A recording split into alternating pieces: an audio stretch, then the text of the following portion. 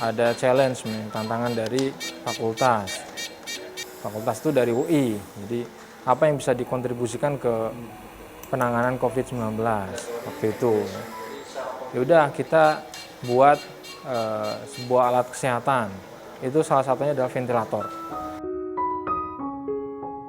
Optimis ini bisa menjadi salah satu bentuk dari kontribusi kita dari BPPT dalam membuat satu mobile lab yang mungkin bisa dimanfaatkan ya untuk pengujian sampel-sampel dari pasien terduga COVID-19.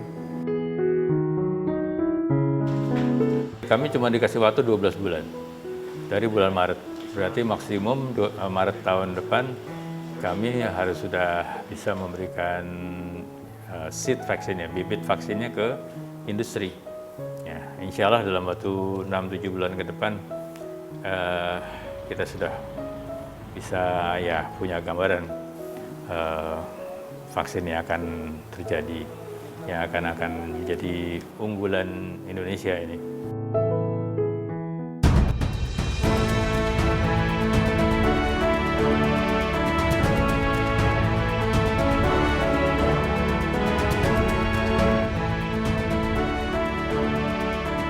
Sesaat lagi Anda akan menyaksikan CNN Indonesia Heroes in association with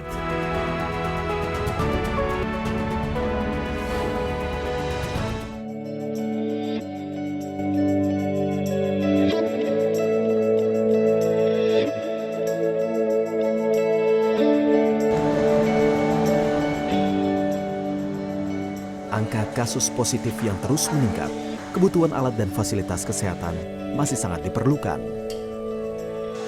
Kondisi inilah yang menginspirasi beberapa ilmuwan dan mahasiswa dari Fakultas Teknik Universitas Indonesia untuk membentuk tim yang merancang ventilator produksi sendiri. Adalah Dr. Basari, seorang dosen Fakultas Teknik Universitas Indonesia yang menggawangi tim ventilator UI untuk melakukan penelitian hingga merancang ventilator sendiri. Ventilator ini diberi nama Coven20. Ada challenge nih, tantangan dari fakultas. Fakultas itu dari UI. Jadi apa yang bisa dikontribusikan ke penanganan COVID-19 waktu itu ya. Ya udah kita buat sebuah alat kesehatan. Nah, saat itu saya juga masuk di namanya RCBE, Research Center for Biomedical Engineering. Saya juga ada di teknik biomedik. Jadi dari situ terusik untuk memberikan kontribusi kan. Nah, jadi challenge itu saya tangkap.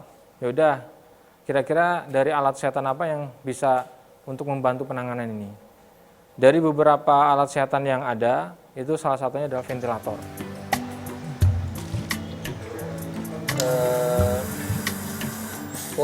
Basari membentuk tim ventilator UI yang melibatkan pengajar, praktisi, hingga mahasiswa di Fakultas Teknik Universitas Indonesia untuk segera membuat dan memproduksi ventilator Coven20 yang telah berjalan sejak akhir Maret lalu.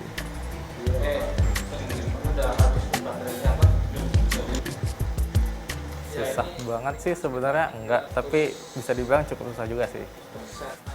Cuman kan ada dosen-dosen yang juga bantuin, jadi ya nggak begitu terasa membebankan mahasiswanya sih sebenarnya. Karena ini ventilatornya basisnya juga ada elektroniknya, nah kita familiar juga paling sama mikrokontrolernya, itu lumayan familiar.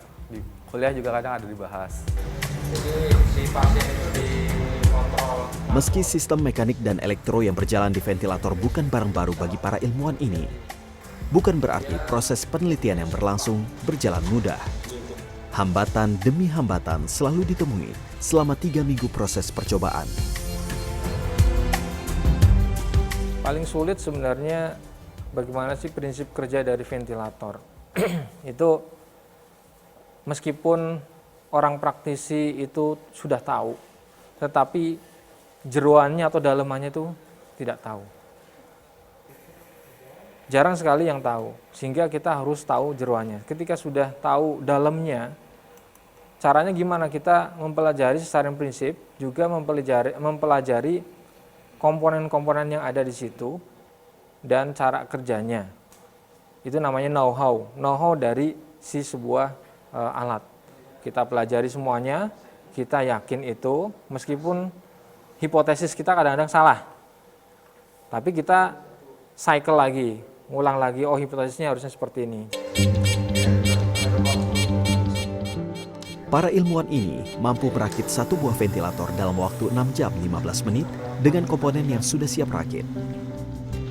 Pria berusia 40 tahun ini pun menjamin bahwa Coven 20 merupakan jenis ventilator yang dibutuhkan pasien COVID-19.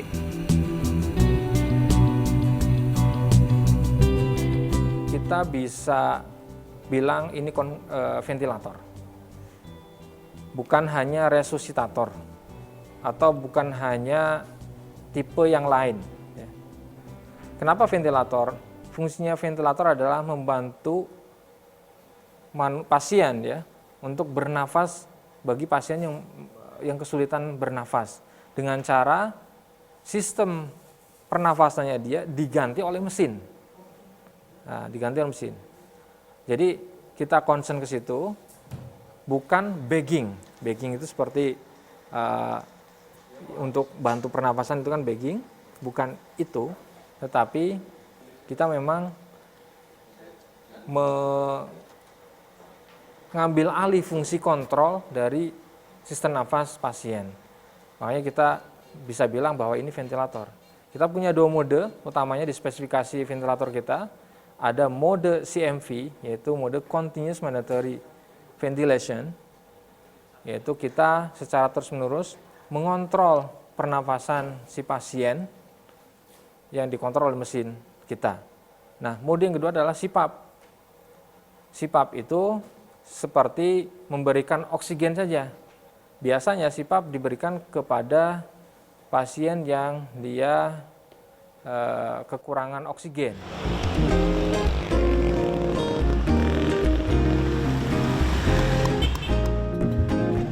Sebelum bisa digunakan ke para pasien, ventilator harus melewati beberapa tahapan tes, termasuk didaftarkan untuk uji produk di Balai Pengawasan Fasilitas Kesehatan atau BPFK.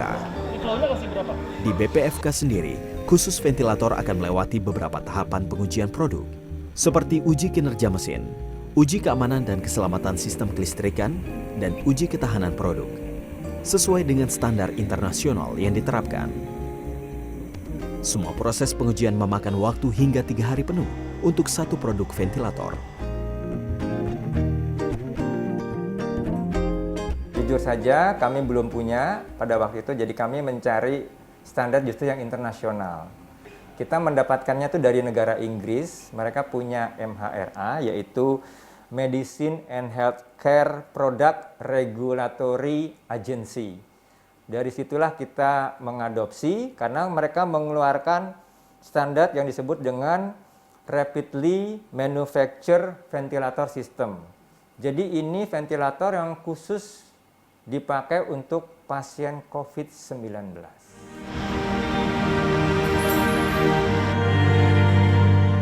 Tahapan pengujian di BPFK menjadi kunci awal untuk sebuah alat kesehatan untuk melakukan uji klinis dan mendapat izin edar produk. Sebetulnya langkahnya sangat sederhana saja. Jadi ketika dia lolos uji produk atau uji prototipe di BPFK, maka langkah berikutnya adalah mereka harus melakukan uji klinis. Siapa yang menguji? Adalah tim uji klinis yang ada di Kementerian Kesehatan. Dan biasanya uji klinis itu dilakukan di rumah sakit ataupun puskesmas. Ketika uji klinis ini sudah selesai, maka nanti produk ini akan mempunyai izin edar dan izin produksi.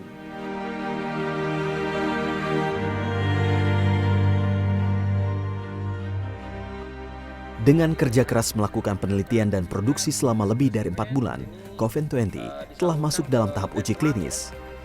Uji klinis merupakan tahap akhir bagi alat kesehatan sebelum mendapatkan izin edar dari Kementerian Kesehatan.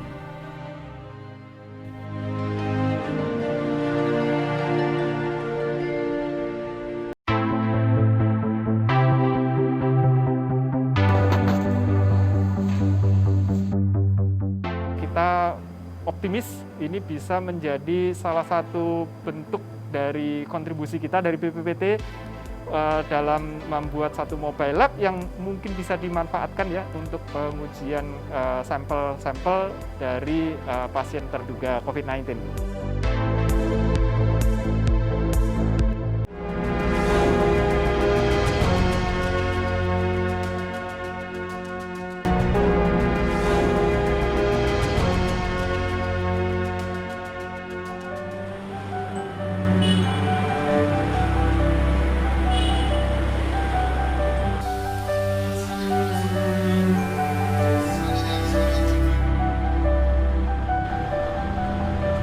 Salah satu komponen yang sangat membantu penanganan pandemi COVID-19 adalah ketersediaan alat tes atau test kit.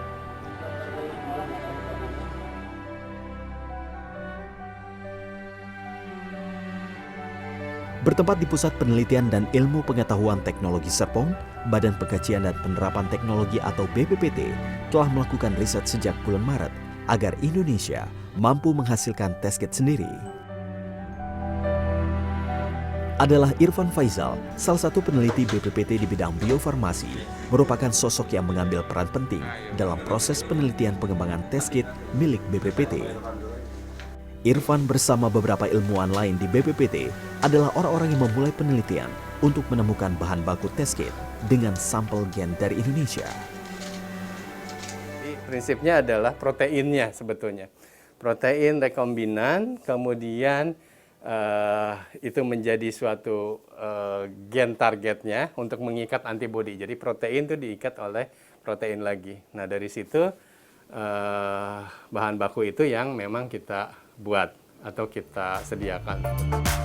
Selain bahan baku berupa protein yang diambil dari gen target, tidak ada yang membedakan jenis test kit milik Indonesia dengan alat yang diimpor dari luar negeri. Hanya saja, test kit buatan Indonesia diklaim akan lebih cocok dan sensitif untuk digunakan di masyarakat dalam negeri. Banyak sebenarnya rapid test yang dikembangkan diimpor dari negara lain.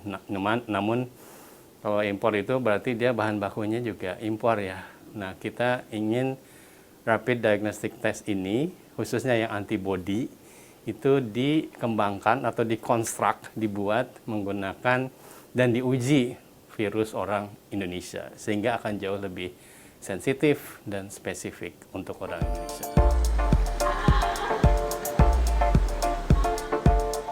Selain alat tes, BPPT kini juga tengah mengembangkan laboratorium yang mampu melakukan uji spesimen virus corona demi mempercepat penanganan. Khusus untuk laboratorium yang melakukan penelitian terhadap virus atau penyakit tertentu, ada 4 level keselamatan biologi atau biosafety level yang ditetapkan. Uji spesimen virus corona minimal harus dikerjakan dalam laboratorium biosafety level 2. Untuk itulah, Danang Waluyo, seorang peneliti bidang bioteknologi di BPPT, disibukkan dalam pengembangan Mobile Lab Biosafety Level 2 milik BPPT. Danang bersama timnya membangun desain laboratorium berjalan yang dibuat dari kontainer berukuran 20 kaki.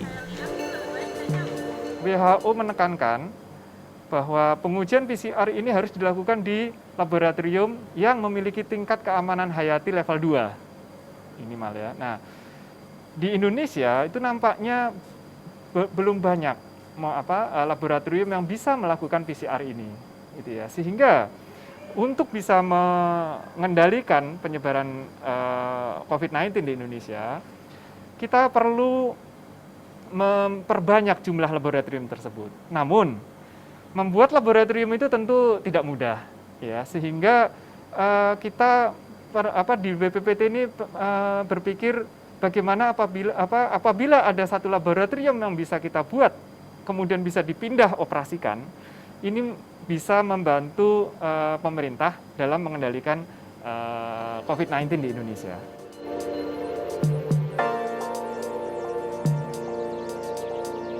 Prototipe dari mobile lab yang dikembangkan kini telah berjalan. Laboratorium berjalan ini diklaim telah menggunakan prosedur keamanan yang sesuai untuk dilakukan pengujian spesimen virus corona. Kita desain ini sehingga memenuhi kriteria dari WHO di dalam mobile lab ini kita bagi 2 ruangan. Yang satu adalah ruangan yang kita sebut dengan anteroom atau ruang antara, dan satu lagi ini ruangan utamanya atau kita sebut dengan main lab. Gitu. Anteroom ini fungsinya untuk penguji ketika sebelum masuk ke tempat pengujian main lab itu tuh kita akan pakai APD ya, yang tepat untuk pengujian nanti ya, kita gunakan di situ. Kita juga atur supaya pintu masuk ke anteroom dan pintu masuk ke main lab ini nih dengan sistem interlock. Artinya pintu ini tidak bisa dibuka bersamaan, gitu ya. Sehingga kita bisa memastikan bahwa sampel yang sudah masuk di dalam main lab ini tidak akan keluar lagi. Tidak hanya keamanan, kemampuan laboratorium juga menjadi hal yang dipikirkan saat proses pembuatan berlangsung. Dengan 3 orang peneliti di dalamnya, mobile lab ini diklaim mampu melakukan uji spesimen dari hasil tes swab dengan lebih cepat. Satu batch pengujian itu bisa menguji 30 sampel. Dan ini waktunya kira-kira sekitar 4 jam sejak dimulai analisa sampai keluar hasil. Nanti batch berikutnya itu akan keluar setiap 2 jam setelah itu. Gitu ya. Jadi kalau misalkan saya ambil kapasitasnya untuk running misalkan 24 jam, maka jumlah sampel yang bisa dianalisa dalam 1 hari itu kira-kira sekitar 300 sampel. Iya, betul. Tentu tergantung dari shift ya, waktu yang nanti akan dialokasikan oleh operator. Proses penelitian dan pembangunan laboratorium berjalan ini dikerjakan Danang dan tim selama 19 hari dan memakan biaya hingga 6 miliar rupiah. Saat ini BPPT telah selesai mengembangkan prototipe dari mobile lab ini. Kita optimis ini bisa menjadi salah satu bentuk dari kontribusi kita dari BPPT dalam membuat satu mobile lab yang mungkin bisa dimanfaatkan ya untuk pengujian sampel-sampel dari pasien terduga COVID-19.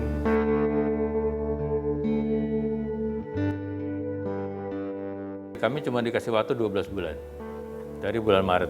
Berarti maksimum Maret tahun depan kami harus sudah bisa memberikan seed vaksinnya, bibit vaksinnya ke industri.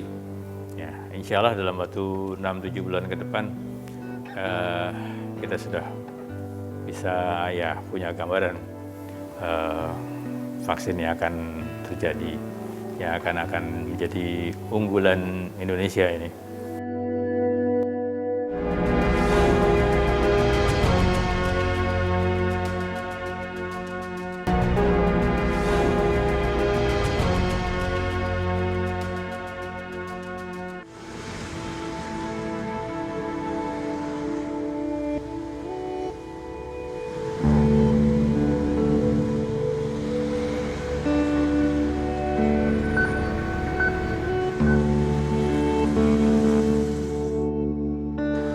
Saat ini, salah satu hal yang paling ditunggu untuk menghadapi pandemi COVID-19 adalah ditemukannya vaksin dari virus corona jenis baru.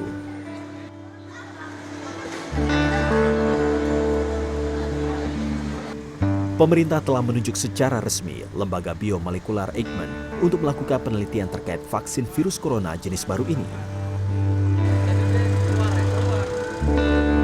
Untuk meneliti dan menemukan vaksin dari berbagai virus yang ada di dunia, para ilmuwan memiliki 6 platform dalam proses penelitiannya. Eijkman sendiri mengambil platform protein rekombinan sebagai cara untuk menemukan protein antivirus yang kelak akan menjadi vaksin. Kami memilih mengembangkan protein rekombinan namanya. Artinya itu bagian dari virusnya, jadi bukan virus keseluruhannya, bukan cara virus yang dipotong-potong, tetapi kita mengidentifikasi secara bioinformatik bagian mana yang mengkode protein tertentu. Nah, bagian itu yang kemudian kita identifikasi, kita perbanyak, kita clone. Jadi gennya yang kita clone, kemudian nanti akan diekspresikan jadi mendapatkan protein. Itu yang disebut sebagai protein rekombinan. Nantinya apabila kita sudah mendapatkan protein rekombinan yang sesuai, kita akan uji ke hewan coba. Nah, itu prosesnya yang akan dilakukan di laboratorium. Nah, kalau sudah di hewan coba sudah kita dapatkan yang baik, responsnya baik, dan itu terbukti protektif, baru nanti kita akan serahkan ke industri. Eijkman sendiri optimis bulan Maret tahun depan, bibit virus sudah akan ditemukan dan siap diproduksi secara massal. Ini artinya, paling tidak Desember tahun 2021, Indonesia baru akan memiliki vaksin untuk virus corona jenis baru ini. Lembaga Eijkman hanya diberikan waktu 1 tahun untuk menemukan vaksin dari jenis virus corona baru ini. Padahal idealnya, penelitian vaksin dari jenis virus baru membutuhkan waktu 5 hingga 10 tahun. Dengan waktu yang sangat terbatas, para peneliti virus di lembaga Eijkman kini tengah mengebut proses penelitian dari sampel darah pasien COVID-19 untuk mencari vaksin yang dibutuhkan di Indonesia. Salah satunya adalah Edison Johar. Pemuda 28 tahun ini harus berhadapan langsung dengan virus hidup untuk melakukan langkah awal proses penelitian dengan cara pemetaan genom virus yang diambil dari sampel darah pasien COVID-19. Kita harus petakan dulu genom virusnya. Jadi kita tahu apakah ada perubahan. Apakah dia dari Wuhan ke Indonesia ada berubah nggak? Karena kalau berubah, tentu yang kita bikin tuh vaksinnya tidak akan efektif. Kalau berubah, seberapa signifikan? Apakah tempatnya berubah itu bikin vaksinnya tidak efektif, segala macam. Jadi kita harus tahu itu dulu penelitiannya. Nanti kita baru mulai desain dari sana. Berhadapan langsung dengan virus hidup memang bukan pekerjaan mudah. Namun bagi Edison, protokol keselamatan yang telah diterapkan telah cukup membuatnya bekerja dengan tenang. Kalau saya, satu hal sih bukan cuma physical health ya, tapi mental health juga gitu. Kita memang perlu break gitu. Jadi kalau misalnya saya pulang rumah, ya sudah, nggak mau ngomong sama orang lain, ngisi tenaga mentalnya dulu. Ya tentu weekend kita kan juga nggak masuk ya. Ya waktu untuk istirahat. Sedikit berbeda dengan rekannya, bagi Benedictus Johan, menangani virus corona merupakan hal baru baginya. Johan yang biasa meneliti virus demam berdarah dengue, kini ditugaskan untuk membantu penelitian vaksin COVID-19. Yang menyulitkan adalah bahwa ini adalah sesuatu virus yang memang benar-benar baru. Informasi yang ada di dunia ilmiah mengenai virus ini masih sangat sedikit, sehingga kita perlu seperti menyatukan puzzle tadi ya, atau membuka halaman-halaman dari buku yang kita belum pernah buka. Jadi tantangannya sebenarnya itu, bagaimana kita berpacu untuk mencari informasi sebanyak mungkin, menerapkannya dalam apa yang kita lakukan untuk pengembangan vaksin ini, dan menghasilkan sesuatu yang bisa efektif. Yang mereka khawatir itu sudah pasti. Lalu mereka juga mungkin ada kekhawatiran saya pulang dari lab membawa sesuatu dari oleh-oleh seperti itu dari lab, tapi dengan penjelasan, dengan memberikan pengertian, tentunya mereka bisa mengerti. Di rumah pun saya menerapkan prosedur-prosedur untuk keamanannya ya. Meski bekerja dengan tantangan, hambatan, hingga rasa cemas, hal itu tidak mengendurkan semangat para peneliti di Eijkman, termasuk bagi Johan dan Edison. Dan dalam hal ini kita kejar-kejaran dengan waktu. Penelitian vaksin biasanya memerlukan waktu 5 hingga 10 tahun hingga didapatkan suatu vaksin yang efektif. Namun karena mendesak sekali, COVID-19 ini kita diminta dalam 1 tahun, lembaga Eijkman sudah bisa membuat suatu bibit vaksin yang nanti akan diproduksi secara massal. Juga kita kan sebenarnya beban moral ya. Kita juga harus kerja membantu Indonesia. Kita harus cepat tangani seperti ini. Jadi ya kadang-kadang pulang rumah, oh kerjaan saya lambat ya. Karena hal sepertinya perlu cepat misalnya. Juga memang ya namanya sains juga tidak nggak ilmu pasti banget, karena kadang-kadang pas kita ikutin protokol nggak jalan, kita harus optimasi terus. Jadi itu ya memang kendala-kendala yang kita hadapi sehari-hari sih.